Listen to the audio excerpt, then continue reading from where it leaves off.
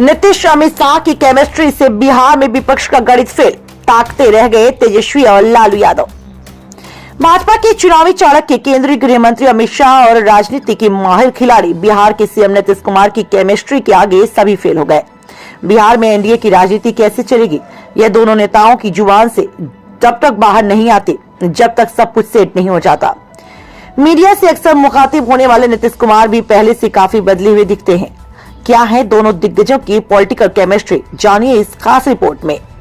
मगर उससे पहले आप सभी प्यारे दर्शकों से गुजारिश है, अगर आप हमारे संपूर्ण पब्लिक न्यूज पर नए हैं तो अभी सब्सक्राइब कर लें और हमारे पल पल की खबरें आप तक सबसे पहले पहुंचे। साथ ही साथ हमारी खबरों को लाइक और शेयर करना ना भूलें। चलिए अब आपको बता दें बिहार की पॉलिटिक्स। जी हाँ, अटकलें लगती रही कि नीतीश कुमार भाजपा से नाराज चल रहे हैं। इसके तर्क भी दिए जाते रहे। कहा गया कि चिराग पासवान को एनडीए में उनके चाचा पशुपति पारस से अधिक तरजीह भाजपा ने दी। कुछ लोग तो यह भी कयास लगाते रहे कि भाजपा से तालमेल नहीं बैठ पाने के कारण नीतीश मंत्रिमंडल का विस्तार नहीं कर रहे। कयास इसके बाद के भी लगाए जाते रहे कि नेताओं की नाराजगी को ध्यान में रखकर मंत्रिमंडल विस्तार में विलंब हो रहा है। तमाम अटकलों पर पिछले 24 घंटे के अंदर नीतीश कुमार ने विराम लगा दिया। मंत्रिमंडल का विस्तार भी आसानी से हो गया और नीतीश ने कांग्रेस आरजेडी से अलग होकर उनका साथ देने वाले विधायकों को भी सेट कर दिया। नीतीश कुमार ने मंत्रिमंडल विस्तार में भाजपा को बड़ा भाई का रुतबा दिया। भाजपा विधायकों की संख्या अधिक होने के कारण उसके मंत्रियों की संख्या अधिक है। नीतीश कुमार को सीएम की कुर्सी से बेदखल करने के संकल्प के साथ पगड़ी बांधकर घूम रहे भाजपा के प्रदेश अध्यक्ष सम्राट चौधरी नीतीश मंत्रिमंडल में डिप्टी सीएम है। विधानसभा अध्यक्ष रहते नीतीश की नाराजगी से आहत हुए विजय सिन्हा भी नीतीश कैबिनेट में डिप्टी सीएम है। भाजपा ने 2020 से ही अपने 2 डिप्टी सीएम की परंपरा बरकरार रखी है। नीतीश के नए मंत्रिमंडल में अब बीजेपी कोटे के सर्वाधिक 15 मंत्री हैं। इनमें 2 तो डिप्टी सीएम हैं। इनके अलावा 13 विधायक और एमएलसी भी मंत्री बनाए गए हैं। नीतीश ने अपनी पार्टी जेडीयू के पुराने चेहरों पर भरोसा किया तो भाजपा ने नए चेहरों को मंत्री बनाया है। मंत्रिमंडल विस्तार की खास बात यह है कि इस बार विधान परिषद सदस्यों को भी नीतीश मंत्रिमंडल में जगह मिली है। मंत्रिमंडल विस्तार के अगले ही दिन शनिवार को नीतीश कुमार ने राज्य स्तरीय 20 सूत्री कमेटी का गठन कर दिया।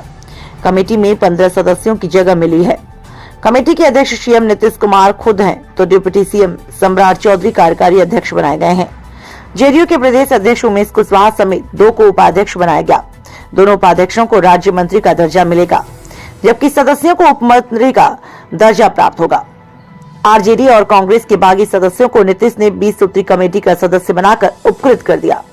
आरजेडी छोड़े एनडीए खेमे में आए विधायक चेतन आनंद, प्रहलाद यादव, नीलम देवी, संगीता कुमारी, भरत बिंद सदस्य बनाए गए हैं।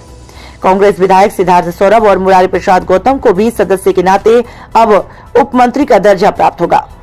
एनडीए में शामिल दलों के बीच सीट बंटवारे को लेकर अनबन की बात भी बेमानी साबित हो गई। अगर इस बात को देखा जाए तो कोई आश्चर्य नहीं है, इसलिए कि नीतीश कुमार महागठबंधन छोड़ जब से एनडीए में आए हैं उनकी या जेडीयू नेताओं की जुबान से कभी सीटों को लेकर कोई बात नहीं निकली है।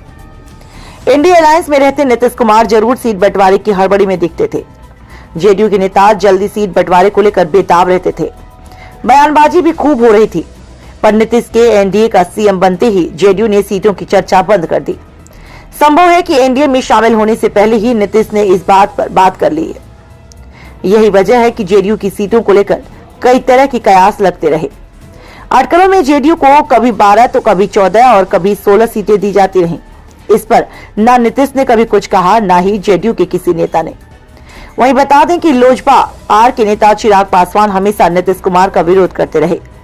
भाजपा ने चिराग को कितनी सीटें दी हैं, यह अभी भी आधिकारिक तौर पर स्पष्ट नहीं है, लेकिन जिस तरह चिराग के चाचा और रालोजपा के अध्यक्ष पशुपति पारस बिदके हुए हैं, उससे इतना तो साफ है कि एनडीए में चिराग को उनके चाचा के मुकाबले अधिक तरजीह मिली है। इसे लेकर भी चर्चा आम थी कि नीतीश इससे नाराज है। अटकलें तो यह भी लगाई जाने लगी कि नीतीश अपनी नाराजगी विधानसभा भंग कर जाहिर कर सकते हैं। पर पिछले 24 घंटे के अंदर हुए कैबिनेट विस्तार और 20 सूत्री कमेटी के गठन से साफ हो गया कि सारी बातें बेबुनियाद हैं।